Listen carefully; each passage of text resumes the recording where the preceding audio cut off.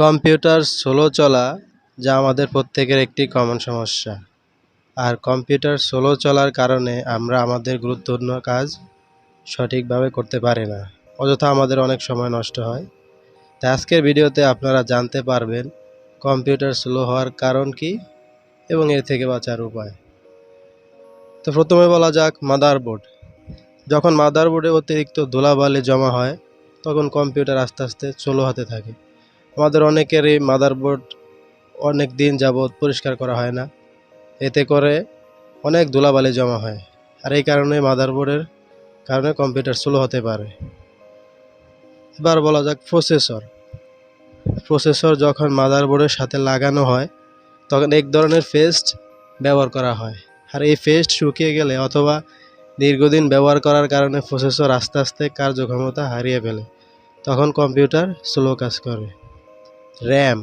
RAM যদি কম থাকে অথবা র্যামের যে ক্লিপের সাথে অ্যাডজাস্ট না হয় অথবা র্যামে ধুলাবালি জমা হলে কম্পিউটার স্লো হতে শুরু করে। তাই কম্পিউটার স্লো যাতে না হয় এজন্য যাদের র্যাম কম তারা র্যাম বাড়িয়ে নেবেন। হার্ড ডিস্কের সংযোগ লুজ হলে অথবা হার্ড ডিস্ক অনেকে ফুল লোডেড করে রাখে, এই ফুল লোডেডের কারণে অনেক সময় কম্পিউটার স্লো কাজ করে। তাই আপনাদের সকলের উচিত কম্পিউটার হার্ড ডিস্ক ফুল না করে রাখা। সফটওয়্যার, অনেকে ইচ্ছাকৃতভাবেই বিভিন্ন ধরনের সফটওয়্যার ইনস্টল করে রাখে যা কোনো কাজের দরকার নেই, সামান্য কাজের জন্য কম্পিউটারের অনেক সফটওয়্যার ইনস্টল করে রাখে। এ প্রয়োজন ছাড়া অতিরিক্ত সফটওয়্যার ইনস্টল করার কারণে আমাদের কম্পিউটার অনেক স্লো কাজ করে।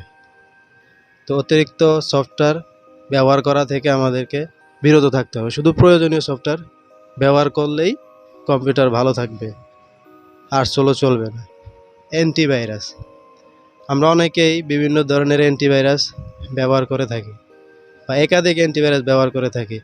আমরা মনে করি যে একাধিক অ্যান্টিভাইরাস ব্যবহার করলে হয়তোবা কম্পিউটার ভালো থাকবে, ভাইরাস থেকে বিরত থাকবে, কিন্তু আসলেই না। একাধিক অ্যান্টিভাইরাস কোনো কাজে আসে না।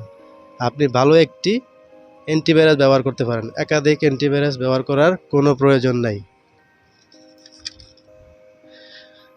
তো আপনারা বুঝতে পারলেন যে আসলে কিভাবে এবং কেন আমাদের কম্পিউটার স্লো কাজ করে এবং এ থেকে বাঁচতে হলে আমাদের কী করতে হবে।